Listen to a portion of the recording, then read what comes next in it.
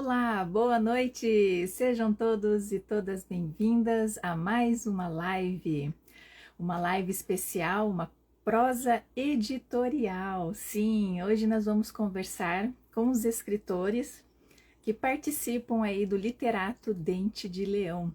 Vamos conversar então sobre essa edição desse mês que eles estão trabalhando, né, que é a edição de número 23 de julho de 2025, que se chama Chora Chorinho. Daqui a pouco eu vou trazer eles aqui. Nós vamos conversar com 5 escritores, já faço uma breve apresentação deles, tá?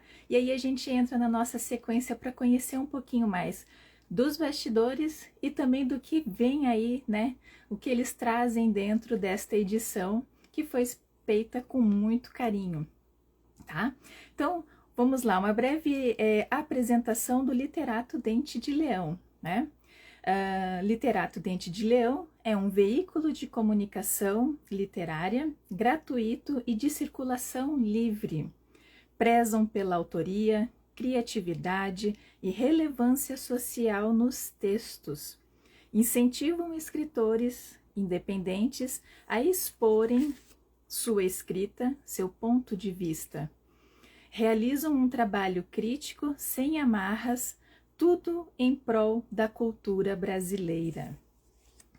No conteúdo em que eles preparam com tanto carinho todo mês, a gente vai encontrar lá o quê, né? É possível ler artigos, contos, crônicas, uma seção de livros recomendados, além da resenha de um livro consagrado e a crítica de um filme, né? De preferência do cinema nacional, tá?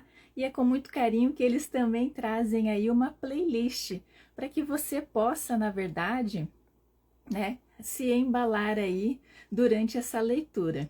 E essa playlist deste mês, né, Chora Chorinho, é uma playlist especial.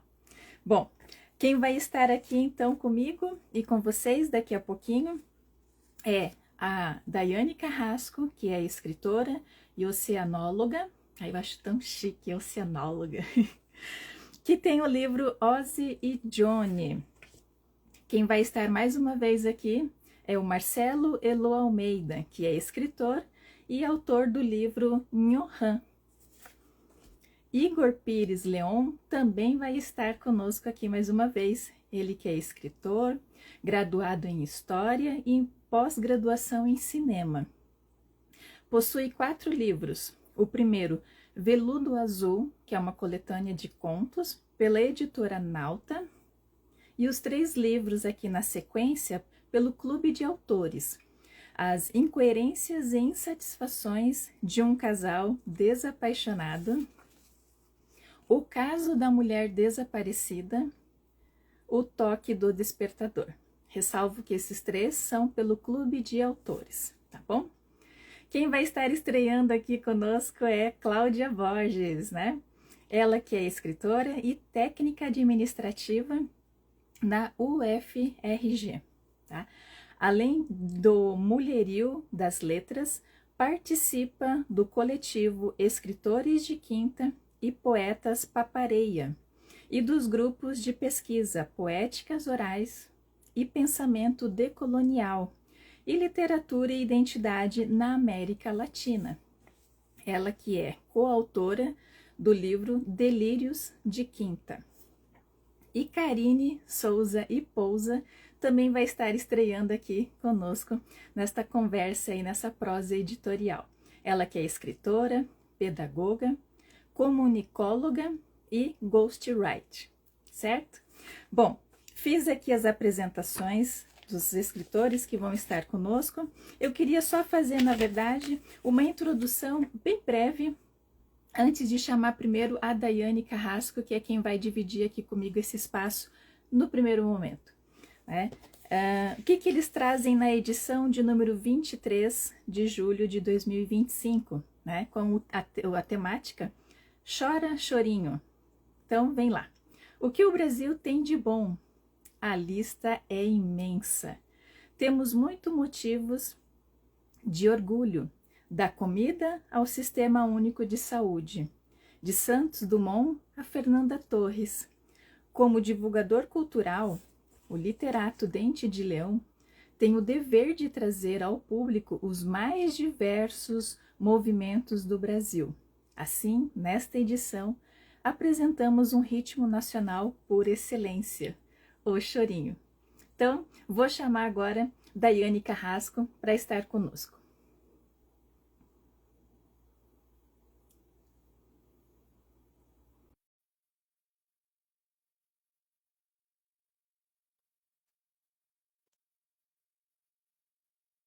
Olá! Oi,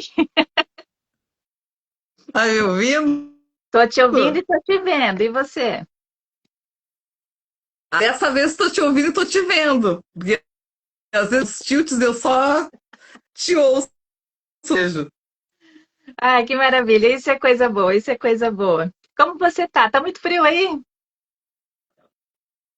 Olha, aqui em Rio Grande, a Cláudia também é de Rio Grande, a minha colega na FURG também, e a gente estava aqui rezando para nós, porque tá um temporal terrível aqui em Rio Grande. Trovoando, chovendo, granizo e o caramba. Aham. Mas estamos bem, não faltou luz ainda. Que bom, que bom. Se faltar, vai ser daqui uma hora. Fica tranquila. Mas Esperamos que sim. escuta, conta para nós aí um pouquinho então dessa edição, Chora Chorinho, como que ela nasceu, a escolha da temática e como que foi essa primeira seleção da, da, da como é que eu posso dizer, essa seleção mais pontual que vocês já disponibilizam para os autores terem como um norte para que eles possam construir os textos deles. Então, nós sempre tentamos no jornal trazer temas de relevância, sejam temas de relevância ou social. A ideia de fazer uma pauta sobre chorinhos surgiu porque aqui muito perto de Rio Grande, a Universidade Federal de Pelotas tem o curso de música, tem um grupo de estudos de choro. E me acendeu a ideia, nossa, precisa falar um pouco desse que grande parte dos brasileiros não conhece, porque não é um ritmo que toca nas rádios, né? Sim, É um ritmo que ele circula muito nas rodas mais eruditas.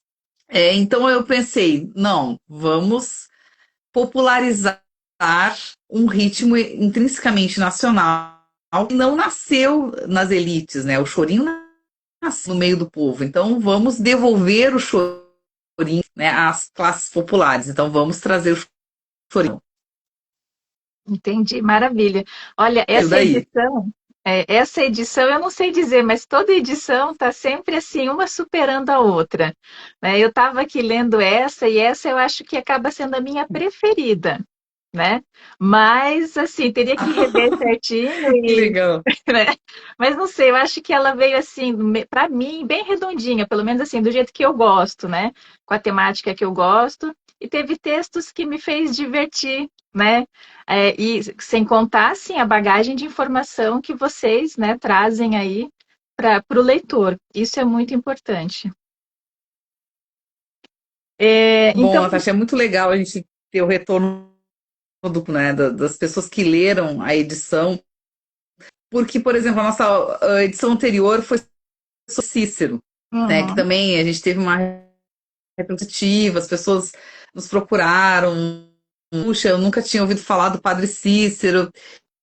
E agora sobre o chorinho, que nasce nesse contexto, né, do final do Império da República. Foi um período de efervescência social. Então, sim, por exemplo, O Triste Fim de Policarpo Quaresma, que é um livro que durante muito tempo foi estudado nas pessoas que queriam prestar o antigo, porque é um clássico do pré-brasileiro, mas é um livro que as pessoas não têm de lerem por livre vontade. Então, nós trouxemos na edição também, resgatamos, né, emblemática do Lima Barreto. Trouxemos também, por exemplo, a Chiquinha Anguinha, que são figuras mutantes para a cultura brasileira. Então, foi uma edição que nos orgulhou, né, de termos conseguido concretizá-la. Ah, que bacana. Olha, eu não sei se vocês podem começar a abrir, às vezes, né, um espaço para solicitação de temas, né? E quando eu vi a palavra movimento, o que me veio à mente foi assim: já pensou uma edição do Literato Dente de Leão falando sobre a arte moderna de 1922? Porque ela também abrange, né, várias vertentes, né? Então fica aí, né, uma sugestão e quem sabe no futuro vocês possam. Sim. Não, sabe que eu quero fazer uma futuramente sobre o Manuel Bandeira, que foi um dos caras que estava lá na Semana de Arte Moderna. É um escritor que tem uma produção literária, um cara muito bacana da gente tentar estudar, falar um pouco sobre a obra dele. A Semana de Arte também, eu acho que é um tema assim, fantástico, né, para a gente tentar falar sobre. Mas a Semana de Arte, assim, ainda não estudei abordá-la, né? Mas, por exemplo, eu também adorei uma edição sobre o tropicalismo, né? Que foi um outro movimento muito revolucionário brasileira, né? A Tropicália. Então, tem muitos assuntos ainda que a gente pretende ir trazer nas edições, então aguardem os próximos. Maravilha, maravilha.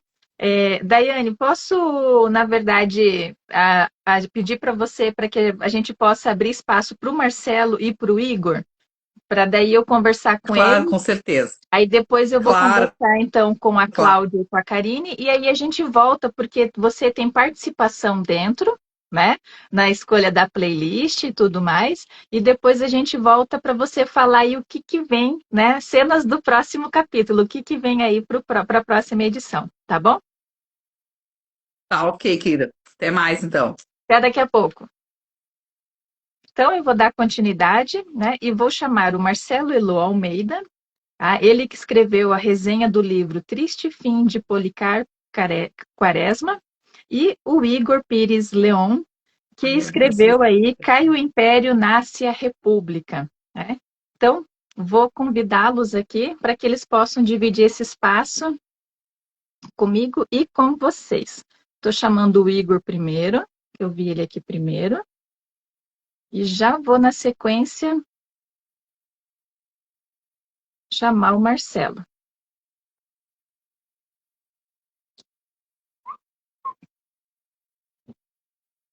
Oxe. No meio da tela tem Desculpa. duas setinhas. Isso. Agora foi. Boa Como noite, vocês tudo bom, estão? Natasha? Tudo bom, Igor? Bem? Tudo bom? Tudo jóia. Tudo ótimo. Eu não sei se vocês perceberam, mas eu sempre começo muito ansiosa, muito nervosa, e esqueci de fazer o brinde com a Daiane. Vocês estão bebendo alguma coisa? Sim, Hoje em São gente, Paulo está calor e merece uma cerveja. Saúde a Opa, todos. eu esqueci do meu brinde, gente, desculpa. não tem problema. A gente vai brindar por Perdão. você aí, Marcelo. Então, um Tá, brinde perdão, para gente, todos. esqueci. Eu também fico tenso também, eu esqueci. Estava Nossa, eu aqui fico. fazendo uma resenha da resenha, aí eu esqueci do brinde. Eu fico sempre muito nervosa. Vou começar aqui na minha sequência, que é o texto do Marcelo. Tudo bem, Igor? Tranquilo. Então tá. Marcelo, conta para nós aí como que foi, na verdade. Talvez você tenha feito uma releitura, eu não sei se você já tinha tido um primeiro contato com o livro, né, do Triste Fim de Policarpo Quaresma, mas se foi o primeiro contato, se foi uma releitura, e o que que você viu dentro da obra agora, né, enquanto escritor, que é o que você traz para a gente dentro do seu texto. Tudo bom? Tudo bom, Natasha, Igor, todo mundo?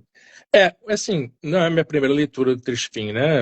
Eu já tinha lido na minha adolescência, depois li lá com meus 20 e pouco, 30 anos, e agora reli para poder resenhar, né? Uhum. Da primeira vez que eu li, que eu lembro bem assim, eu lembro do Inusitado. Meu brinde um pouquinho atrasado. Não se ofendam, um vascaíno inveterado e que não desiste nunca. Somos torcidas irmãs. Eu não vi, qual que é? Palmeiras? Palmeiras. Ah, Palmeiras, eu gosto de Ai, Palmeiras. gente, eu vou ter que Mas Torcidas selecionar irmãs. melhor esse povo. eu Vou ter que admiro o selecionar Palmeiras. melhor, porque eu sou São Paulina e vocês estão de sacanagem. Natasha, que decepção. São Paulino, São Paulo também é simpático, eu gosto de São Paulo também. São Paulo eu só não simpatizo muito com o Corinthians, assim, mas os outros. Não, né? Olha o palmeirense. É, então, aí a primeira leitura que eu fiz de Triste Fim, lá com meus 15 anos, a lembrança que eu tenho, né, já tem muito tempo isso, né, é do inusitado da temática, né? Uhum. Como assim o cara quer fazer com que se fale o Tupi-Guarani de forma oficial no Brasil, né? Assim, eu achava aquilo muito inusitado, né? Eu não entendia muito bem a segunda parte do livro, que é a questão da batalha, né? Da revolta da Armada, do qual ele participa. As lembranças que eu tenho, né? Da primeira leitura. Mas aí a gente vai ficando mais experiente, né? E vai ficando pegando mais bagagem cultural. E quando eu reli agora, dessa vez, aí eu percebi o tanto de riqueza que esse livro tem, né? Não só de crítica, como de construção narrativa, né? Porque quando o Policarpo Quaresma é um personagem muito ingênuo, né? Aí a gente olhava assim, pô, como é que o cara pode ser tão patriota que não vê a sua volta, né? A hipocrisia das pessoas, né? E ele o tempo todo é aquele personagem muito ingênuo que não... Parece que ele é meio alienado social, assim, né? Político, né? Social não, político, né? Porque ele não entendia o que se passava ao redor dele, né? Só que, ao mesmo tempo que você tem um personagem que é muito ingênuo, você tem um narrador que é extremamente crítico, que o narrador, eu entendo ele como sendo o próprio Lima Barreto, né? Uhum. Assim, é quase um contraponto no livro, né? A ingenuidade do personagem e as críticas que o narrador faz, né? Assim, o Lima Barreto é um cara que ele tinha ele tinha uma autoestima, como é que eu vou dizer? Ele sabia do valor da literatura dele e ele confrontava isso com a falta de reconhecimento que ele tinha. Na época da fundação da ABL, né? De Coelho Neto, né? De Machado de Assis, né? Uhum. Aquela coisa bem, assim, uma escrita muito estilosa, né? Que não era a praia dele, né? Ele era muito mais da linguagem direta, né? Ele usava muita gíria, né? Numa época onde se dominava aquela formalidade, né? Coisa mais formal, ele usava gírias e falava de forma direta, ele fazia críticas sociais, assim, quase um nível jornalístico, né? Coisa que ele fazia também, ele escrevia muitas colunas, né? Então ele tem um livro chamado Brusundanga, que cada capítulo do livro, né? Que são crônicas que ele escreve, que ele reúne nesse livro, é um aspecto da sociedade que ele critica, né? Seja a classe média, seja os militares, seja os políticos, seja os médicos, né? Uhum. E assim, Lima Barreto, a Lília Schwartz escreveu uma biografia sobre ele, né? Que inclusive eu acho que levou ela para a própria Academia Brasileira de Letras, né? Que é um trabalho assim monumental que ela fez, né? Não foi só dele, inclusive da família, né? Dos pais. E eu não acabei de ler ainda, que é um livro muito grande, né? Lima Barreto, um triste visionário, que é esse livro aqui, né? Aí, deixa eu tirar por cá, da Lília Schwartz. Uhum. Dá para ver, né? Sim. E aí eu queria entender, cara, por que triste visionário? Eu não cheguei nessa parte, né, da biografia, né? Mas relendo o Triste Fim, eu entendi o porquê do triste visionário, né? Uhum. É assombroso quando ele chega no meio do livro, ele faz uma crítica à psiquiatria, né? Que se praticava na época de internações forçadas, né? De tratamentos violentos, a desumanidade que era as pessoas sendo tratadas, né? Aí depois que a gente fica conhecendo a história dele e relê o livro, aí eu falei, gente, parecia que ele estava prevendo o fim dele, né? Eu fiquei assim, assustado, né? Assustado, porque ele, muito antes dele parar em hospícios, né, em sanatórios, ele já estava escrevendo sobre os sanatórios, né? Isso me deixou muito assustado, né? Muito assustado, assim, né? Aí eu entendi, eu acho que é isso que ela quis dizer, né? Que a Lígia Schwartz quis dizer, triste visionário, né? Pelo menos parcialmente, eu acho que ela quis se referir a isso, né? E, assim, o nível crítico dele é muito grande, né? Em relação à psiquiatria, ao papel do exército, que era um exército extremamente ligado ao positivismo, ou seja, aquela coisa da intervenção, de você pegava-se elementos do positivismo para poder usar diretamente na sociedade, né? Uma coisa científica eles queriam aplicar diretamente na sociedade, ou seja, impondo regras, impondo formas de comportamento, impondo modelos, né? Isso que existe até hoje, um espírito militar, né? Especialmente do exército, né? Brasileiro. Isso ele também já criticava. Ele criticava a classe média que não queria que as pessoas que houvesse grandes mudanças sociais, não se importava muito com as individualidades, né, que pessoas pudessem contribuir para alguma coisa. Ele criticava a mediocridade social, né, da classe média, criticava o próprio chega na parte final do livro, ele faz a crítica também ao nacionalismo, ao patriotismo do próprio personagem. Quando o personagem cai em si, eu olho assim, para que tanto patriotismo, para que tanto nacionalismo? Se o próprio presidente da República, né, que é outra coisa inusitada que tem no livro, né, que é o encontro de um funcionário, né, um obscuro, né, simples, que se encontra com o presidente da República no meio de uma batalha, né, é uma coisa inusitada, né. Aí ele, poxa, se o próprio, eu dei meu plano de ideias para o presidente para ele ler, aí na minha frente ele rasga um pedacinho do papel para anotar um bilhete, né, ele vai se dando conta do quanto que ele era irrelevante, que as ideias dele eram irrelevantes, né, para a sociedade, né, aquele patriotismo, nacionalismo dele, né. E uma coisa também que assim que me despertou quando eu estava lendo, de repente assim, né, me veio à cabeça a imagem de Don Quixote de La Mancha, né, apesar das suas diferenças, né, ele era assim uma pessoa muito ingênua, assim como Don Quixote era ingênuo, muito ingênuo, né, uma pessoa que queria, né, Mas eu acho que Don Quixote já estava meio, meio confundindo os mundos. Assim, mas nesse sentido eu acho que tem uma certa proximidade, porque o Policarpo, ele não conseguia perceber a sua própria ingenuidade, sabe? Aquela coisa de implantar a língua tupi no Brasil. Gente, aí ele ir para o campo e achar que ele no campo ele ia fazer o Brasil revolucionar, porque as ideias dele. Ele não tinha um tino social muito. O Don Quixote realmente é. E o Don Quixote é engraçado que ele vai para o coração das pessoas, né? Toda a intenção do Saavedra, era ridicularizar as novelas de cavalaria. Né? Ele queria ridicularizar. Só que o tiro dele sai pela culatra, porque as pessoas se apaixonam por Don Quixote, né? Olha para a ingenuidade dele e vê aquela coisa pura, né? Vê pureza na pessoa, né? Enquanto o autor queria ridicularizar, ele acaba dando efeito contrário, né? Assim, o Lima Barreto não chega a ter esse alcance, né? Do Don Quixote, né? Policarpo Quaresma, mas assim, literariamente falando. Mas eu entendo que eles, num certo sentido, tem pontos de contato, sabe? Aí, assim, Triste Fim,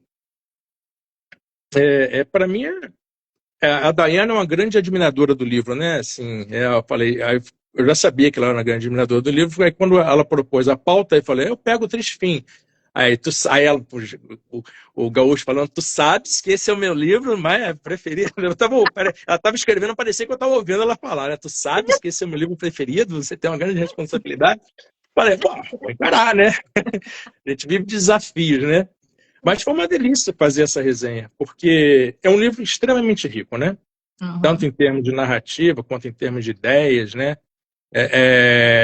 E assim, quando eu leio, eu gosto de ver, atualmente, né, eu gosto de ver o autor por trás do livro, tento ver o autor por trás do livro, né? E Sim. ali, nesse livro, a gente percebe, gente, o narrador parece que é o próprio Lima Barreto, né? Assim, né? O narrador é ele mesmo, né? Eu chego à conclusão que o narrador é ele, né? Criticando aquele personagem, aquela ingenuidade, né? Então, foi mais um desafio, né? Que Uhum. eu acho que eu consegui superar. Daiane pode falar melhor. E foi uma delícia, porque a gente. O legal uma das coisas legais da resenha é que você começa a escrever, você já leu o livro, né? Aí você começa a escrever, de repente a ideia estala na sua cabeça, né? Ela dá um estalo. Não sei se com o Igor é assim, quando ele faz as resenhas. Aí é uma delícia quando esses momentos acontecem, né? Por exemplo, essa percepção dele das similaridades, pelo menos no meu modo de ver com Don Quixote, né? E aí você pega aquele veio ali e vai, né? Aí você acha que é um veio de ouro e vai cavando ali dentro, aí começa a escrever, vai se aprofundando naquele veio ali e acaba virando meio que, né, a sua trilha para a escrita, né? Sim. Mas é isso. Don Quixote me deu muito prazer quando foi proposto o tema, eu falei, não, deixa eu pegar isso aqui. A Daiane mandou uma mensagem aí, ó. Conseguiu sim, ficou ótima a resenha. Tá? Então, Tá bom, obrigado, Daiane. e ela publicou, amigo, você ganhou 10. Já tá com 10 estrelinhas. Eu gostei muito, né, Obrigado, Daiane. da sua escrita e achei que você foi muito cirúrgico na forma em que você traz os assuntos, né? Porque quando a gente põe na balança, esse livro ele tá praticamente muito atual com as coisas que acontecem hoje em Muito, dia. Não muito, houve uma muito. mudança. Assim, né? Se houve, foram pequenas, mas muito do que está dentro do livro, do que você traz dentro do seu texto, se a gente olhar para o que a gente tem à nossa volta hoje, né? A gente para refletir. E você Sim, traz sim. ali uma partezinha no texto que você diz que o autor não quer contemplação do leitor, quer Ah, reflexão, sim. Sim, sim, né? sim, sim. Porque o estilo dele, né? O estilo Uhum, dele não é aquela coisa preocupado com a forma, ele está preocupado com o conteúdo, né? sim. O importante para o Lima Barreto é o conteúdo que ele está escrevendo, né? Uhum, E como ele não era assim, muito afeito ao modismo da época, né? As tendências da época, acredito que isso também tenha sido um dos motivos pelo qual ele não foi muito aceito pela academia, né? E isso doía muito nele, né? E acabou virando um alcoólatra, né? Começou a ter problemas psiquiátricos, foi internado várias vezes, né? Assim, e é triste você ver, né? Que dá até para traçar também lembrar do Van Gogh, né? Que sofreu tanto em vida, né? Com o trabalho dele, sim, com a arte dele. Eu acredito também que ele tivesse consciência da qualidade daquilo que ele fazia, né?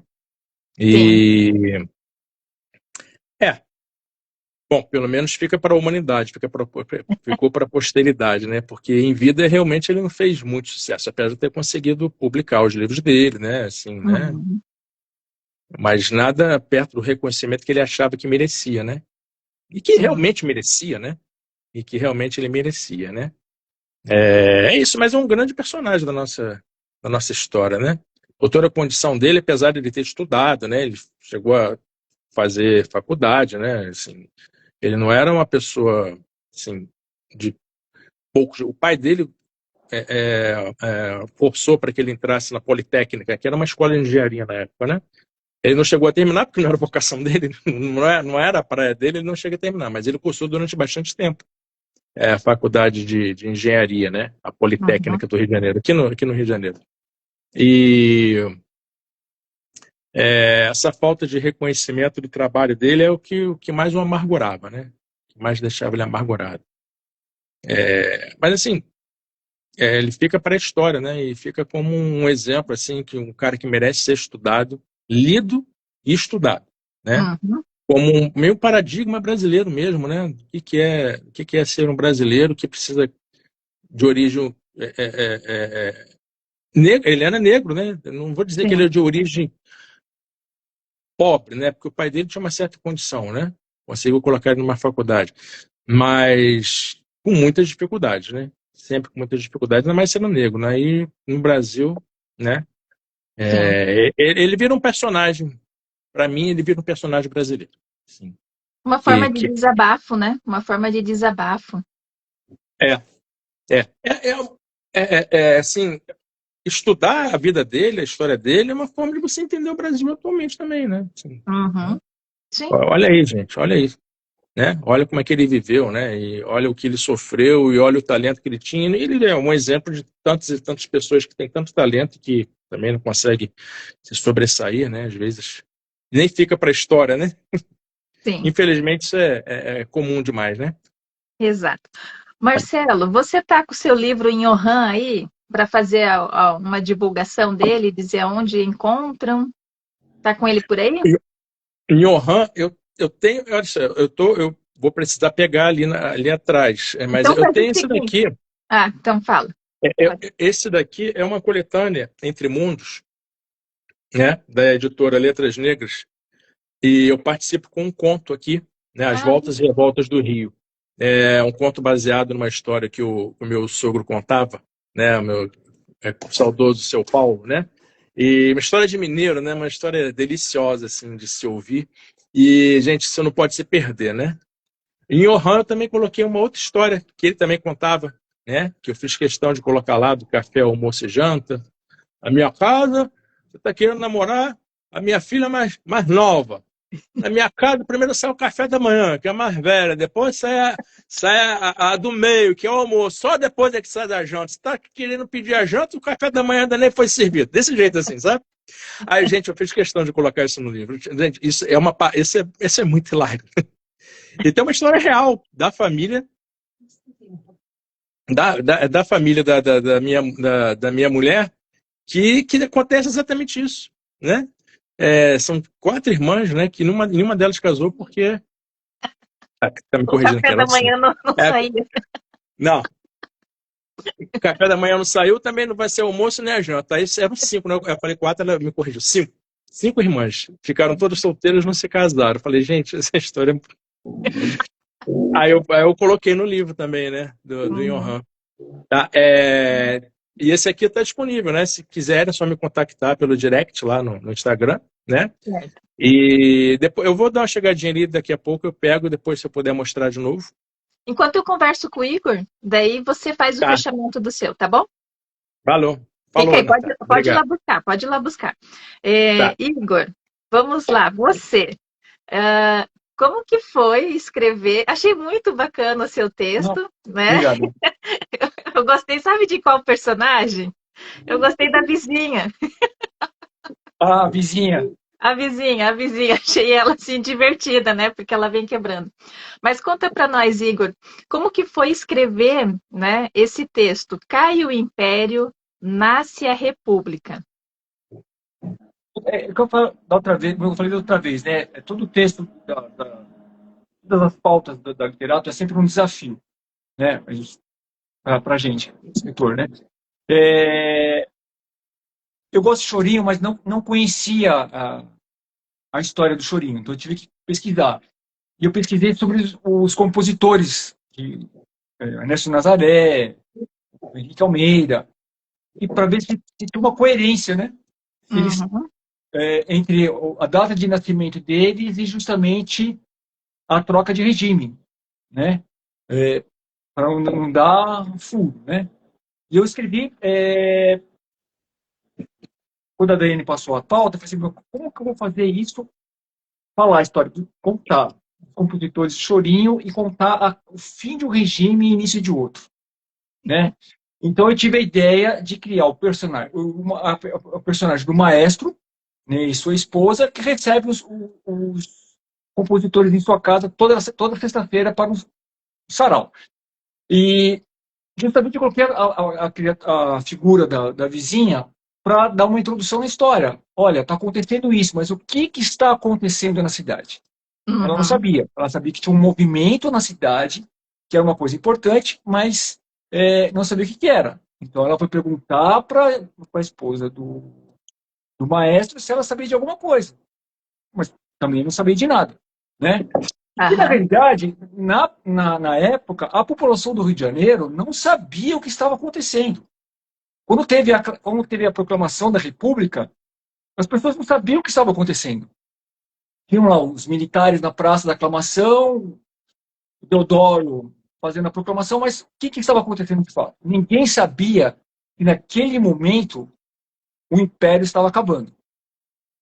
Né? Quer dizer, e na realidade, a República foi um golpe de Estado. A gente, no colégio, a gente não aprende isso como um golpe de Estado. E foi um golpe de Estado. Efetivamente. Não é? Né, Marcelo? Eu acho que Efetivamente. foi um golpe de Estado. Então as pessoas falam, não, mas o que aconteceu? Depois de algum tempo que as pessoas foram se tocar que o imperador não existia mais. O império não existia mais. Né? Então eu tentei colocar isso de uma forma. A Dayana deu uma. Falou, olha, muda isso aqui porque não está claro. Né? Aí eu fui mudando algumas coisas para dar uma clareza maior para o texto. Né? Mas assim, não foi um texto fácil de escrever, não. Assim, justamente aquela coisa de história, né? E Uhum. uma ficção, né? É como você disse, né? Você tentou, na verdade, e isso que eu acho que foi o mais assim interessante que eu gostei, essa sua sacada de você fazer com que a gente esteja mais ali na reunião dos músicos, né? E as coisas acontecendo na praça e os músicos ali, né? Naquele momento deles e tudo mais. E de repente, né, chega aquele outro atrasado que confirma a informação de que, né, a monarquia, né, o império caiu e a república, né, assumiu e tudo. Essa mudança aí. Isso que eu achei interessante, porque você acaba, na verdade, nos colocando em dois lugares, né? Tentando querer saber o que estava acontecendo e eles ali, né? Não só tocando, mas também aquela divisão de quem era a favor da monarquia e quem era a favor da república, né? E dentro do seu texto você coloca ali uma situação que são os novos tempos, né? E aí eu te faço essa pergunta para você, enquanto pessoa, enquanto escritor, enfim. Você diz assim: a República é a solução para as mazelas do país. Isso é a voz de um personagem, só para explicar Isso. aqui para o pessoal. Mas você acha que a gente teria ido para um outro caminho, melhor ou pior, se continuasse na monarquia? Porque você também traz a gente para uma reflexão dentro do seu texto, que você traz a, que a monarquia estava ficando velha na mão de outras. Será que de outras pessoas? Será que não seria o momento de uma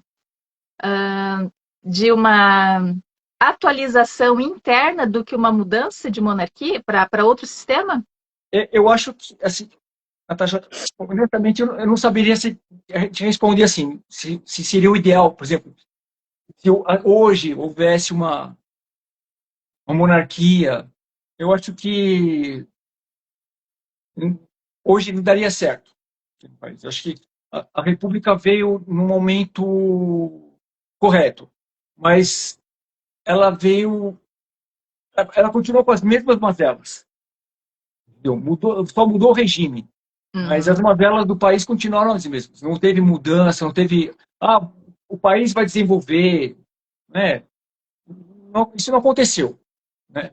E talvez se a monarquia continuasse com a Princesa Isabel, ia continuar a mesma coisa. Isso é uma opinião minha. Não sei se as outras Uhum. pessoas concordam ou não. Sim. Posso? Pode? Pode sim, Marcelo. Porque quando a gente fala de república, né, o espírito do republicanismo é a república, é a coisa pública para todas as pessoas. Né? A gente estava no momento da escravidão, termina a escravidão, cai a monarquia. Né? Isso. Assim, se fosse para realmente implantar a república, se ela realmente tivesse sido implantada, a questão do fim da escravidão, ela seria, os libertos, eles seriam vistos de outra forma. Em vez de você importar mão de obra para suprir as carências brasileiras depois do fim da escravidão, em vez de você fazer isso e treinar a mão de obra, né, considerá-la capaz, apta, né? Olhar para os negros libertos como brasileiros e não apenas como ex-escravos, né? O espírito republicano passou longe disso. Passou longe, porque na O que realidade... acontece, quando o Dom Pedro II é deposto, ele é deposto simplesmente porque ele não respondia mais às questões das necessidades agrárias, que era quem sustentava ele. Ele é tirado do poder, colocar uma outra forma de poder para continuar representando as pessoas que já estavam antes no poder. Então, republicanismo era só o nome, porque na prática, se você pegar o que é uma república, não se fez república, né? Você só trocou o modelo de poder. Exato, porque na realidade as mazelas continuaram as mesmas. Continuaram mesmo. O país continuou sendo governado pela classe agrária, agora migrando para a classe agrária paulista, né? Uhum. Deixou de ser a do Vale do Paraíba. Classe trabalhadora, assim, nas mesmas condições, você não teve tratamento de mão de obra, você, quando libertou os escravos, você não distribuiu terras, você não deu indenização, você não treinou a mão de obra. Gente, foi uma mudança para deixar... Vamos mudar para deixar do jeito que está, do jeito que era, os mesmos poderosos. É isso que aconteceu. Sim. Mas a ideia de república no final do século XIX era justamente de modernidade. Uhum. Era de modernidade. Vamos modernizar o país. Só que, como o Marcelo falou, não teve uma preocupação, sabe, de vamos investir no nosso povo, no nosso trabalhador. Não, continua a mesma coisa. Igual o Marcelo falou, caiu na mão dos fazendeiros, né? A oligarquia paulista, né? A família, os quatrocentões. De quatrocentões não tem nada, né? Pior que não tem mesmo. Eu sei que eu fiz uma pergunta, né, que ela acaba sendo polêmica, na verdade, porque a gente não sabe, né, o que seria, na verdade. Mas, como você falou, Igor, as mazelas ainda permanecem, né? O Ivo Pazin coloca assim: a mudança foi natural, o império estava falido, não teve armas. De fato, não teve um confronto armado, né? Mas houve ali uma pressão muito grande, né? Tipo, vários contra um, porque Dom João estava sozinho nessa frente aí, né? Ele já não tinha mais o apoio dos seus pares ali para poder, enfim, né, tentar alguma coisa. Mas é um assunto, essa mudança, né, da monarquia para a república, ela causa sempre assim aquela questão, né? E aí, né? E se fosse, né? O problema é que foi capitaneada pelos militares, né? Esse foi o grande problema. Se tivesse sido, pelo menos pela classe política, pelo jornalista, pelas pessoas mais progressistas, não, pelos militares. Aí, né? É que faltou a gente sabe o que os militares fazem, assim, na minha opinião, o que eles fazem em termos de poder, né? Concordo plenamente. Só atraso, né? É só atraso, só para favorecer elite. Sempre foi. Militar serve para favorecer elite. Sempre. Não tem exceção. 64 foi a mesma coisa, 89, quando eles deram o golpe de Estado, foi exatamente isso que eles representaram. E agora tentaram de novo, né? Mas só que agora quebraram a cara, né? A Cláudia está dizendo agora assim, eles quebraram a cara. E vão para cadeia. Desculpa, eles estão me traduzindo muito do tema, mas vão para cadeia. A Cláudia está dizendo assim, mudou só quem estava no poder e deram um nome, né? Continuou a mesma coisa para o povo. É isso. Né? Mas voltando aqui para dentro do texto, é um texto que tá, ao mesmo tempo que faz a gente refletir, é um texto divertido.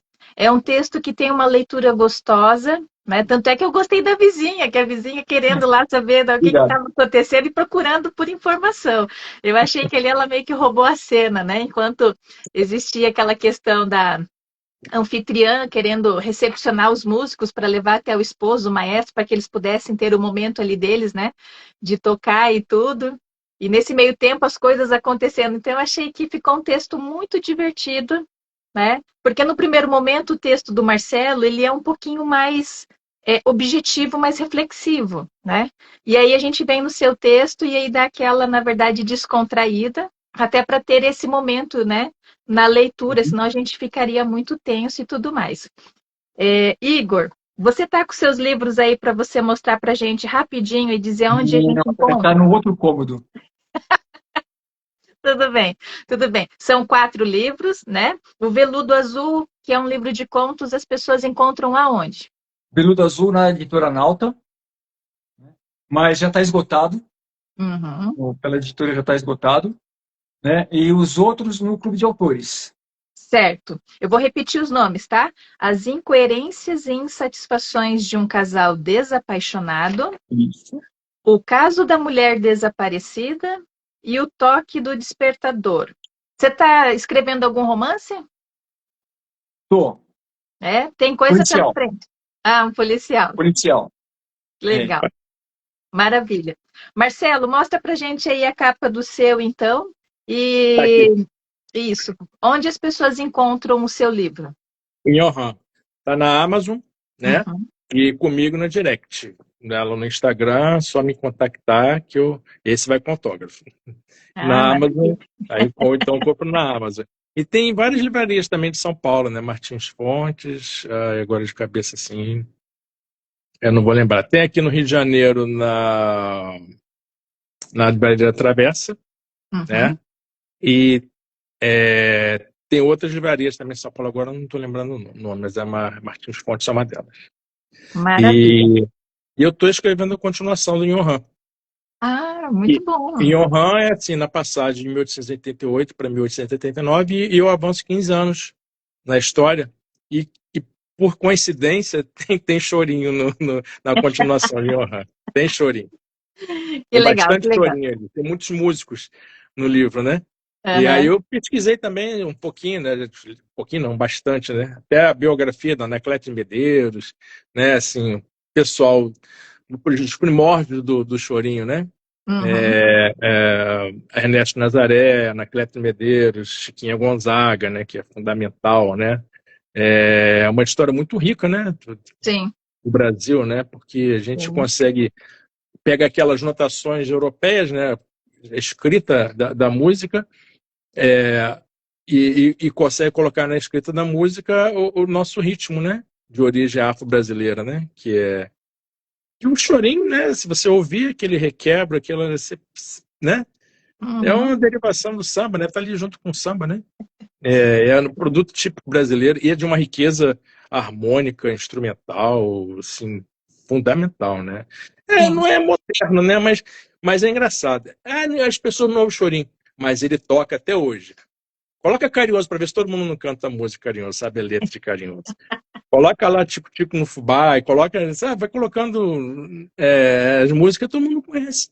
Porque bem, parece que está ajudando o nosso inconsciente já, né? Cultural, assim, né? A gente Ô, Aham. convive com Gabrielas, isso a que eu vida toda quero sem nem passar. perceber muito. Oi? Ô, O abre Gabrielas, que eu Vou quero abrir passar. elas, né? Sei. Que a Chiquinha Gonzaga foi uma música que ela compôs para um grupo que estava saindo no carnaval, né? Que passava na janela da casa dela. Aí ela resolveu compor uma música para eles, né? Aí virou nosso primeiro música de carnaval, Abre Alas, que foi feita justamente para um bloco de carnaval que estava saindo na época. Um bloco de sujo, né? Que se falava, né? Na Aham. época. Sim. E vai ter muita música na continuação de Honra. Só não tem um nome ainda, não está definido. Eu já fiz a primeira versão, mas eu vou encher um pouquinho mais o livro. Maravilha.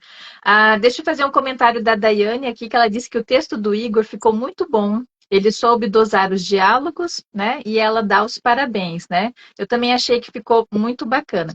Tem uma pergunta do Ivo, mas a pergunta do Ivo eu vou deixar para a Daiane responder, tá?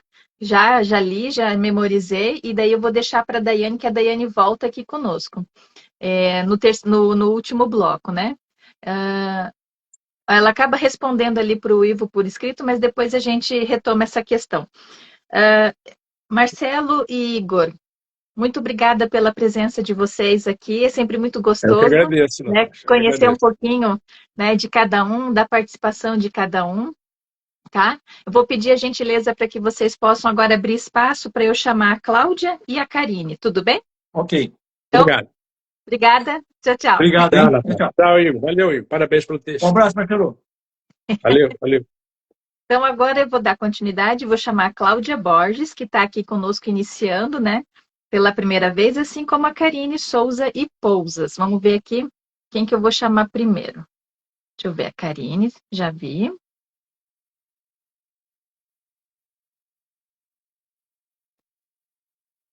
Marcelo, acho que você tem que sair da live e entrar de novo.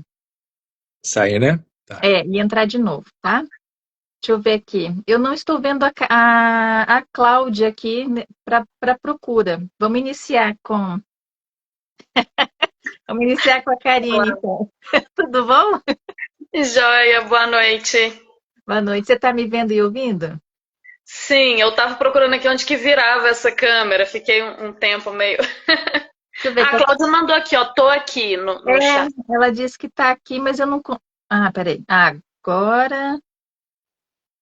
Eu estou vendo só. Aqui, achei. Então, vou chamar a Cláudia, que não estava aparecendo para mim. Vamos chamar. Certo. Então, vamos lá. Já que você entrou primeiro, Karine, vamos começar com você aí pelo seu texto. Um carinhoso. Como que foi escrever aí esse texto? Olha você. Olá, Cláudia, boa noite. Boa noite. Consegue me ouvir? Sim. Então, eu entrei meio assim, né? Nem falei boa noite, Natasha, boa noite, Cláudia. Eu vou ser sincera que foi desafiador. Eu conheço a história do Pixinguinha muito pouco, na verdade. E decidi. E aí ainda tinha a questão que o filme dessa edição foi a história da vida dele. Então a Daiane falou assim, não quero um relato da vida dele, conta alguma coisa. Eu falei, não, que ótimo, então, porque eu vou poder imaginar. É o que me veio à mente. E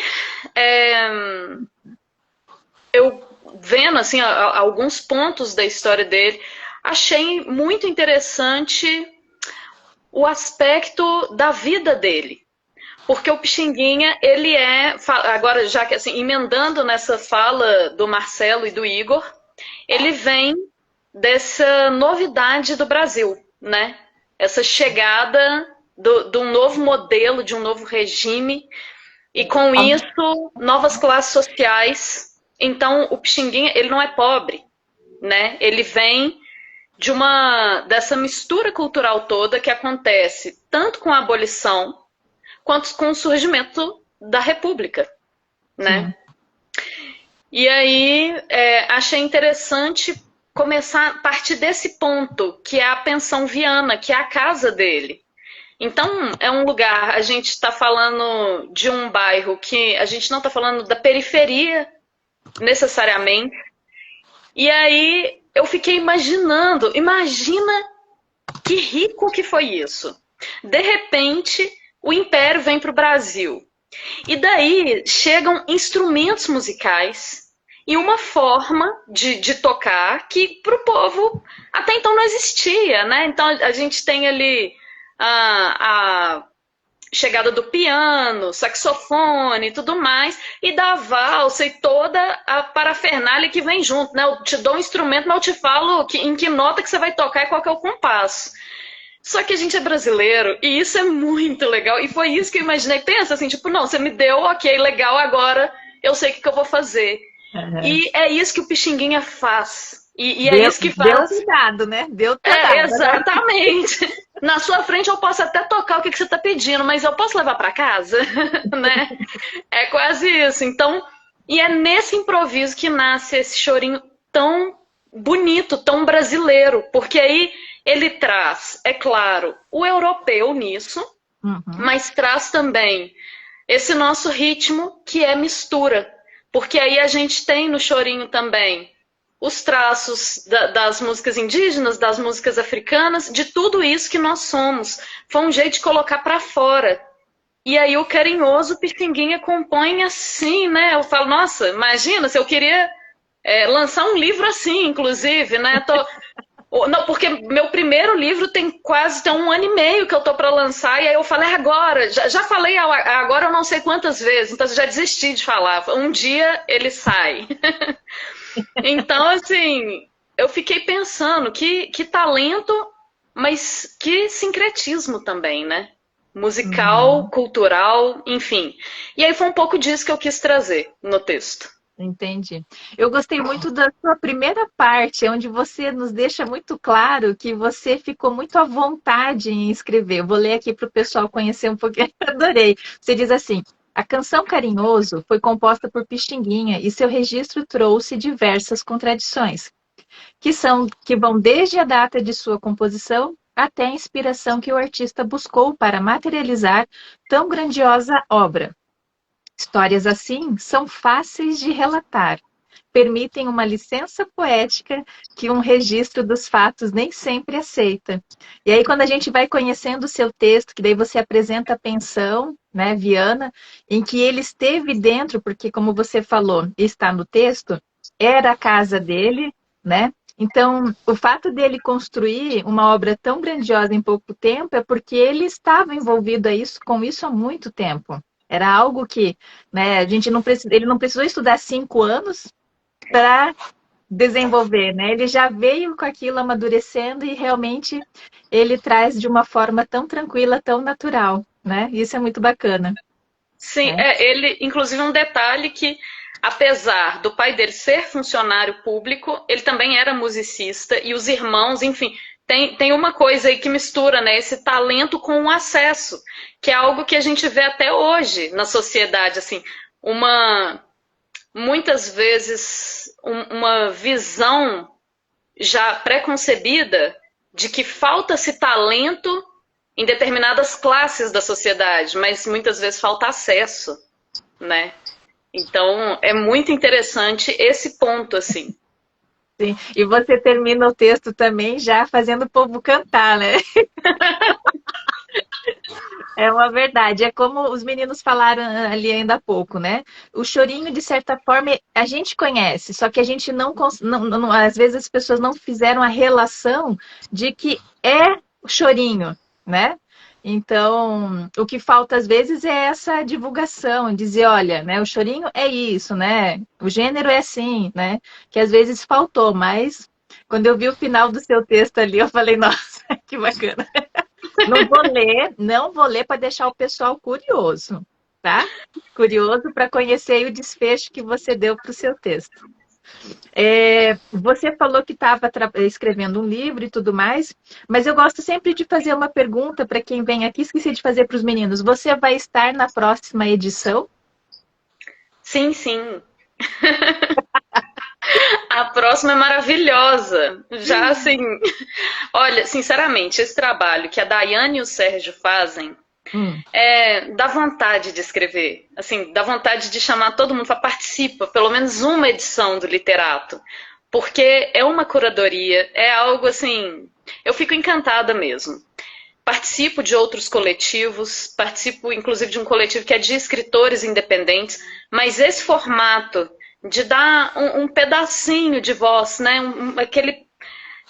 Conseguir, ao mesmo tempo também, a gente é quase uma orquestra, né? Vai cada um tocando um instrumento, a gente quer tocar só o nosso, e daquele jeito a Daiane chega e fala, não, pera um pouquinho menos, entra daqui a pouco, não é muito bem assim. Então, enfim, a próxima edição, na minha opinião, assim, é tão excelente, de grande excelência quanto essa. Aí a Daiane daqui a pouco vai falar, né? Eu começo a falar, ela já deve estar olhando e falando assim, não, pelo amor de Deus, aí. A gente vai voltar com ela para encerrar, né, a live e ela vai já soltar aí o que vem pela frente. Mas só me tira uma última dúvida aqui, né? Desculpa a ignorância, mas comunicóloga é quem fez comunicação? Sim, comunicação social. Ah, comunicação social. Uhum. É porque, na verdade, eu fiz a gestão de comunicação integrada. Uhum. E aí é algo que no fim do curso você escolhe especialização. Acabei por optar por publicidade. Eu entrei para fazer jornalismo, só que quando eu vi o que era o jornalismo no Brasil, eu falei, não, peraí, pelo menos na publicidade todo mundo já vai saber que era fake mesmo, já tá melhor. E, assim, fiquei pouco tempo nessa área também, apesar de tudo. Entendi. E aí você também é ghostwriter? Sim. Maravilha. Esse assunto me chamou a atenção. A gente vai voltar a falar sobre isso nos próximos dias, tá? Pra gente fazer um bate-papo aí para conversar. Tudo bem? Sim, com certeza. Então tá, beleza. Karine, obrigada pelas suas contribuições, obrigada pelo texto que você deixou aí para que as pessoas possam conhecer um pouquinho mais da história do Pixinguinha, né? Que está muito linda a forma como você construiu essa narrativa, né? Mesmo que pequena, você faz com que a gente, né, mergulhe aí nessa sua licença poética, né? Como você deixa ali no começo, tá bom? Ok. Bom, eu que agradeço, Natasha. Imagina, eu que agradeço. Cláudia, tudo bom? Tudo bom, boa noite. Tô aqui apavorada com a chuva, que falte luz, que nem a Daiane. Não, eu já falei, e eu combinei com a Daiane daqui 1 hora, mas eu já mandei uma mensagem que é para esperar mais meia hora. Que bom. Deixa eu perguntar para você, Cláudia. No seu texto me chamou muito a atenção um novo jeito de tocar. E aí você abre para 2 vertentes, prosa e verso, né? Na verdade, você traz um cordel ali. Como que foi a ideia de você fazer uma apresentação, né, em um formato e depois você trazer em outro? Isso, eu já fiz isso, eu tô na 7ª publicação pela Literato, né? E é um prazer sempre publicar, e é um desafio, como falou o colega ali, que eu acho que é um desafio que cabe a nós, escritores, abraçar esse desafio, né? E aí eu queria explicar um pouco do que era o chorinho. Na verdade, assim, quando lançaram o tema chorinho, eu queria muito pegar a Chiquinha Gonzaga, mas alguém chegou na frente. Porque eu sou muito fã dela, e por acaso eu tinha assistido um documentário sobre ela, que tem no YouTube, para quem quiser assistir. Há pouco tempo, assim, eu tinha assistido o documentário e de repente lança. Só que eu cheguei atrasada, não consegui pegar a Chiquinha. E aí eu peguei, não, mas tem o chorinho, que é uma coisa que eu gosto, e que as pessoas não conhecem o chorinho, né? E aí eu digo assim, não, conhecem, mas não sabem, né? Não conseguem associar. Aí eu digo assim, vou explicar um pouco o que é chorinho, mas aí depois eu pensei, peraí, mas o chorinho é uma coisa tão brasileira, como é que eu vou falar de uma coisa brasileira? Eu vou usar uma coisa muito brasileira, que é o cordel, que eu tô aprendendo, já faz uns 2 anos aí que eu tô aprendendo com a minha colega Josi Silva, a gente tá um projeto que a gente leva nas escolas para trabalhar cordel, para falar de antirracismo. E aí eu aprendi com ela, fiz curso com ela, inclusive, de cordel, e aprendi a escrever. Eu digo assim, eu vou fazer um cordel, vou me desafiar mais, porque é um desafio, né, trabalhar os temas que a Literato traz para nós. E aí eu sempre faço, geralmente eu faço um conto, uma crônica ali para o Literato. Aí eu digo assim, não, dessa vez eu vou fazer um cordel, porque eu quero uma coisa bem brasileira. Então, para falar de um assunto bem brasileiro, eu quero uma coisa bem brasileira. E aí saiu o cordel. Que maravilha. Ó, a Josi tá aí. Ela disse que cantava carinhoso com o painho. Cláudia, você tá com o seu texto aí? Primeira linha, Josi. Cláudia, você tá com o seu texto aí do cordel? Tô com ele aqui. Você lê um pedacinho para nós? Não precisa ser tudo, só um pedacinho. Vamos lá. Eu assim, ó, a minha voz já não é tão boa para ler, né? Eu gosto quando a Josi lê, que ela tem aquele sotaque baiano, fica mais bonito. A história do choro. Com a coroa real, veio do além-mar vários instrumentos a nos beneficiar, pois criamos som, a canção iria tocar. Patrimônio cultural do meu Brasil amado é o tal chorinho, começou calado, dos chorões o maior, da canção ao legado. Então vou deixar 2 aí, o resto deixar o pessoal curioso. Certo. Até porque é grande, né? Você fez aí... Quanto tempo você levou para construir ele? Eu fiz rapidamente, assim, é que o cordel, para ser considerado cordel, tem que ter uma certa quantidade de versos. Acho que são 32. Tem a métrica, né? Tem a métrica certinha. Se eu estiver errada.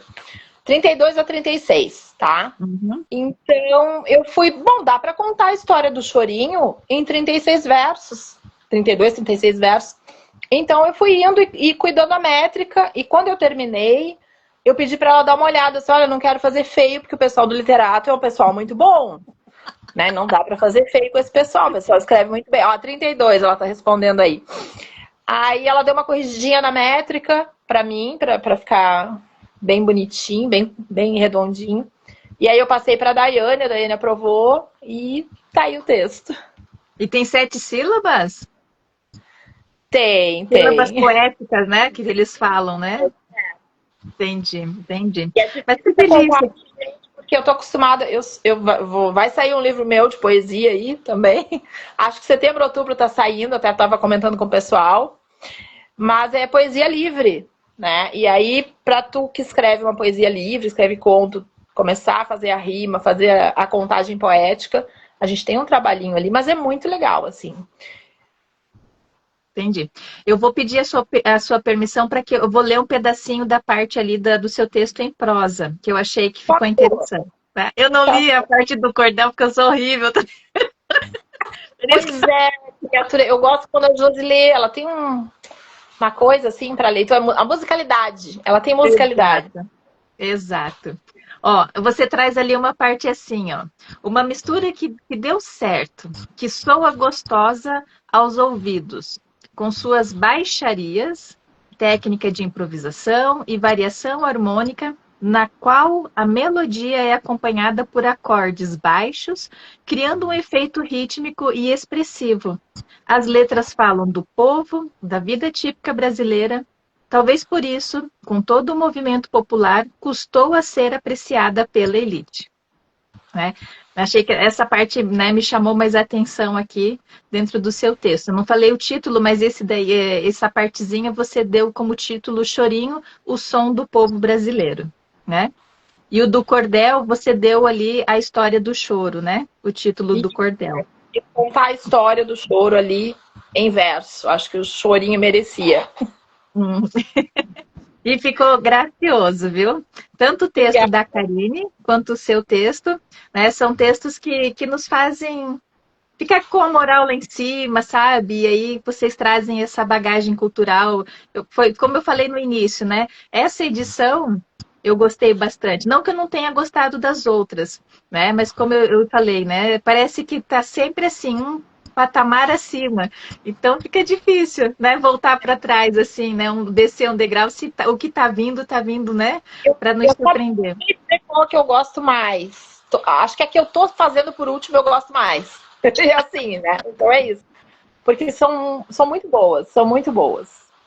Você vai estar na próxima? Gente, eu não sei, eu acho que sim.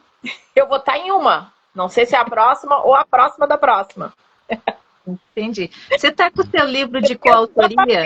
Eu mandei para a Daiane, acho que é a próxima, mas não tenho certeza, então não vou garantir. Você está com o seu livro de coautoria, Delírios de Quinta? Tô com ele aqui. Conta para nós aí rapidinho a história dele e se ele ainda tem à venda e aonde as pessoas encontram. Tá na editora Libertinagem, né? Ainda tá à venda.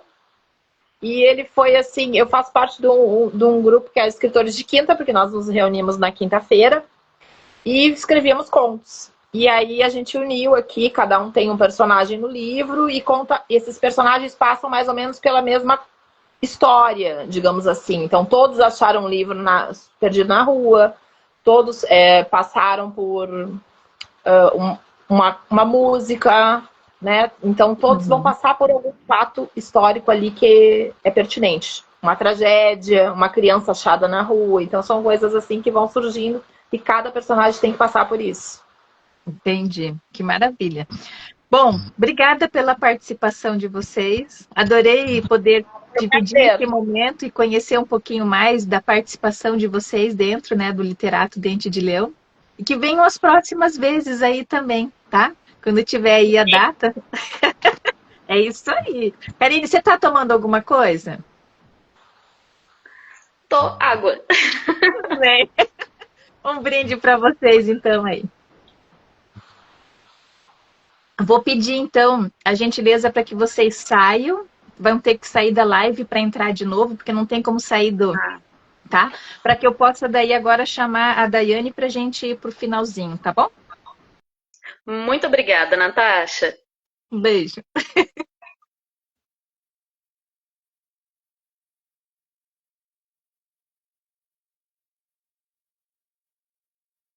Estou chamando a Daiane agora para a gente ir para a participação dela, na verdade, dentro dessa edição. Voltei. Voltou. Isso, Voltei. maravilha.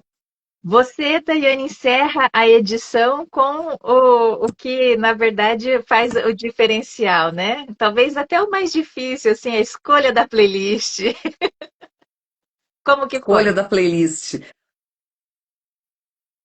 Toda vez que tem uma edição que tem playlist, sim, é uma maratona, porque é muita pesquisa, muita pesquisa.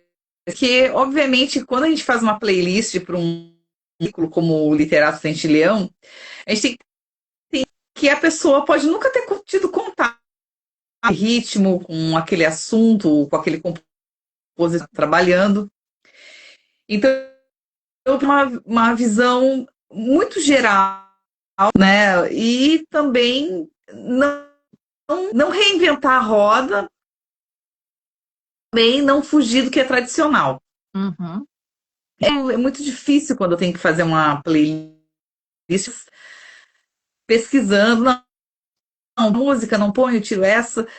E o Chorinho é uma playlist bastante peculiar, porque tinham muitos compositores clássicos do Chorinho, mas as regravações ou as gravações não estavam boas. Então, compositores clássicos eu não pude colocar na playlist, porque eles não estavam em condições de colocar e poder apertar o playlist e tocar satisfatoriamente. Aham. Então foi uma das. Então fica aí meu apelo, né? Toca choro, vamos atrás, né? Dos raízes e vamos regravá-los, porque, né, um patrimônio, a gente precisa, né, que as mães tenham esse contato com o chorinho. E, Sim. né, o apelo, né, os chorões. Sim, você faz a pesquisa, porque o pessoal encontra as playlists do Literato Dente de Leão, tanto pelo link que vocês fazem, né, na própria página durante a leitura, mas às vezes a Sim. pessoa já pode encontrar direto também na página, né, no canal de vocês, né, do Literato Dente de Leão, mas é um canal só específico para as playlists também, né? E encontra as outras playlists lá. Sim, a gente tem. A gente coloca o link das playlists e no YouTube também, que por enquanto só tem assistes do jornal, mas em breve a gente vai colocar mais conteúdo também no canal. Então, nossos futuros projetos aí. Maravilha, maravilha. Dentro dessa edição, então, a gente ainda tem um texto da Fernanda da Fonseca, que é O Lugar de Mulher é onde ela quiser. Eu achei muito legal. E aí ela vem falando, texto na sobre verdade, Chiquinha né? Gonzaga. Aham, né? É preciso ter a coragem e o engajamento de Chiquinha Gonzaga. Achei que o texto ficou, assim, super primoroso também. Você tem alguma observação a fazer desse texto? Fernanda captou muito bem o espírito da Chiquinha Gonzaga no texto dela, né?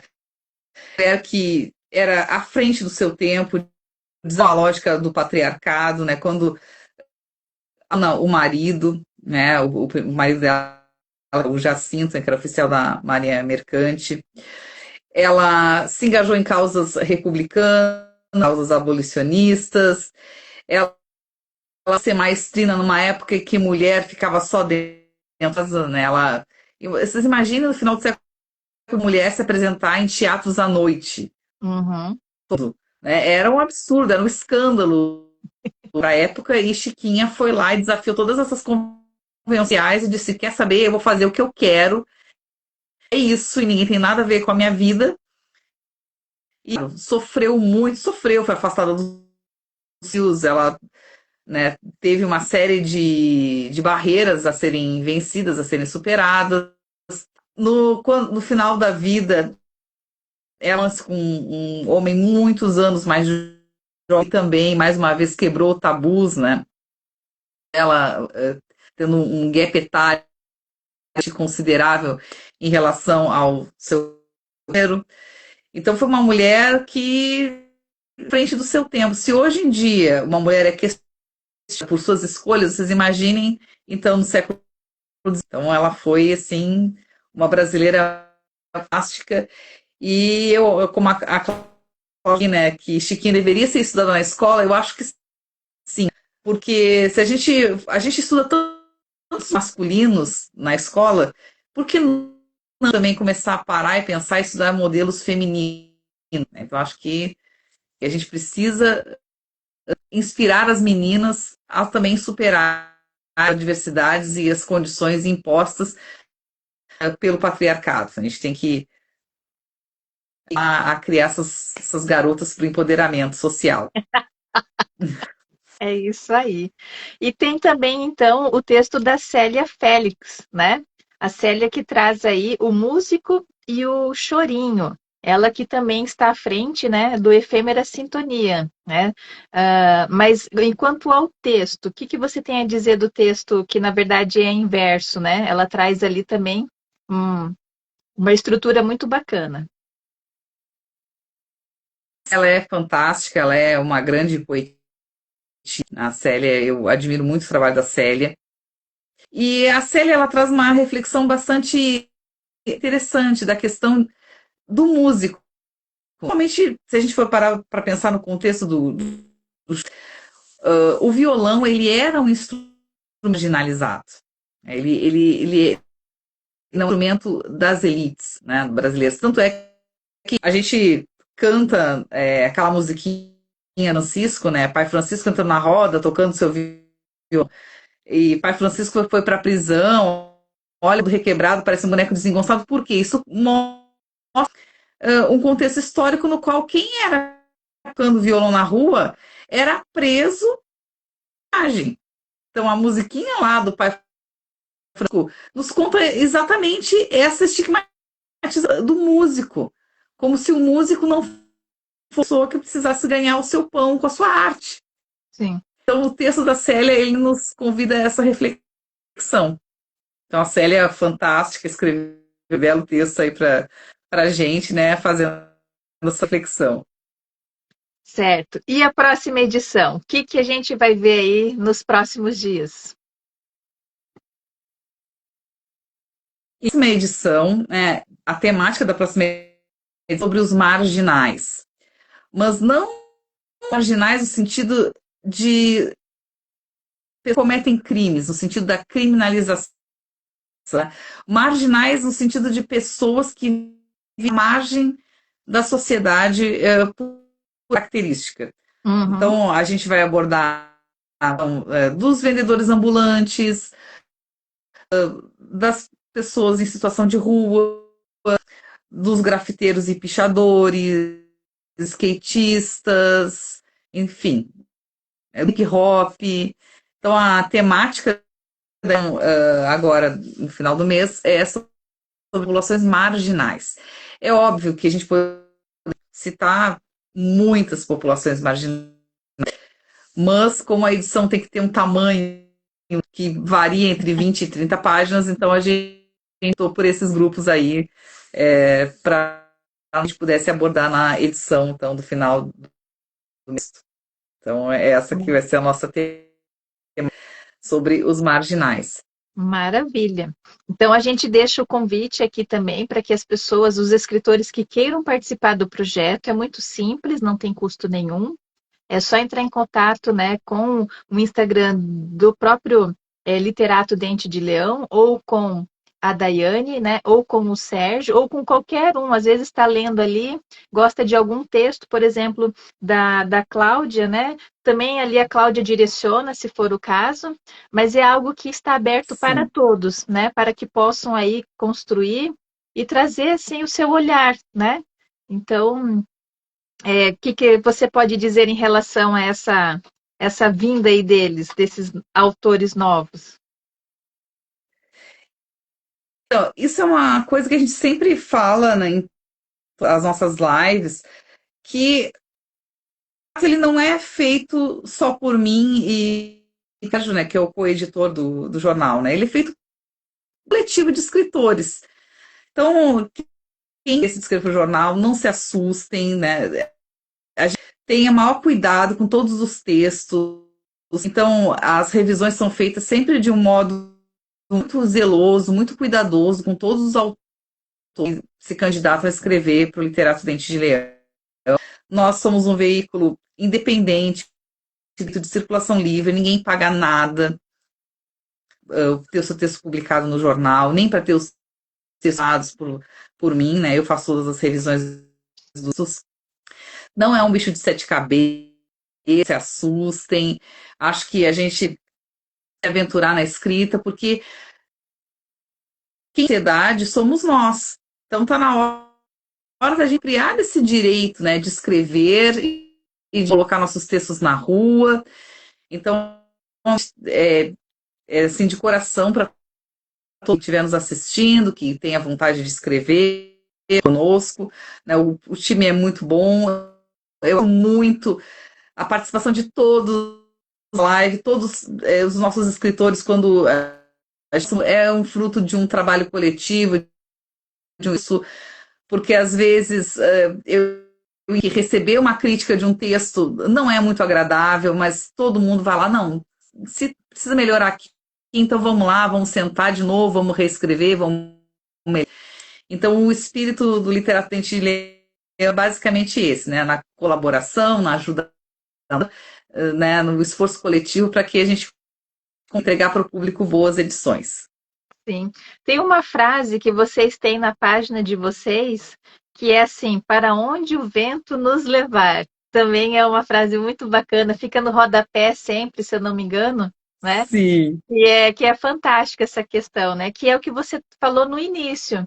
Nós temos tantas coisas interessantes, né, para falar, que vamos deixar as coisas acontecer. Deixa o vento nos levar, que o tema vai vir no momento certo, para aquela edição certa, né? Da mesma forma vão entrar aqueles autores para aquela edição, para o momento certo. E é isso, né? Deixa o vento nos levar, né? Encerrando aqui a Cláudia. É muito engraçado isso, assim, porque quando eu começou o projeto há 2 anos atrás, eu, Sérgio, a gente achou que vai fazer o quê? 1, 2, 3, meia dúzia. Se a gente, há 2 anos atrás, a gente nunca. A gente ia estar aqui há 2 anos, né? Os textos para o público, organizando o Brasil inteiro, que escrevem para a gente. Porque imagina, o Sérgio está em São Paulo, em Boituva, Osasco, o Marcelo está no Rio, a Karine em Minas, cada canto do país, e a gente consegue, né, coordenar todos saírem as edições. Então, isso é muito gratificante. Que bom. A Cláudia diz assim: é muito bom fazer parte deste time, sempre que posso, faço parte. O Marcelo Elo Almeida diz: concorda, eu faço questão de participar sempre, né? E a Vaninha está aqui fechando aí os comentários com parabéns pelo projeto, né? Que de fato é um projeto muito bonito, né? E riquíssimo, né? Com o que vocês trazem, com o pedacinho de cada um que participa. Bom. Então tá, olha, eu trouxe até o meu brinde, aqui ó, meu brinde, eu tô aqui com um suquinho, viu? Então vamos. Tá acabando já, mas. Vamos fazer o nosso brinde de encerramento, então. Já que eu esqueci de fazer com você no começo, né? Então, muito sucesso para o projeto e para todos que participam do Literato Dente de Leão, tá bom? Obrigada, Natasha. Bom, da minha parte, a gente pode encerrar. Você tem uma última mensagem, alguma coisa, Daiane? Mensagem é que nossa edição está no final do mês de agosto, então nos acompanhe nas redes sociais, no nosso site, www.literatodenteLeão.com.br. Ver conosco, não se acanhem, comigo, com o Sérgio, ou mande um direct para o Instagram, estamos aí. Então, tá joia. Obrigada a todos que estiveram conosco, aos escritores que compartilharam aqui um pouquinho da sua trajetória, né? E a você, Daiane, e ao Sérgio, que não pôde estar presente aqui, né? E que mês que vem nós estamos de volta aí falando sobre a próxima edição, então, tá bom? Um beijo para todos. Tá bom, querida. Um beijo. Tchau, Beijinho. Tchau, querida. Obrigada por tudo.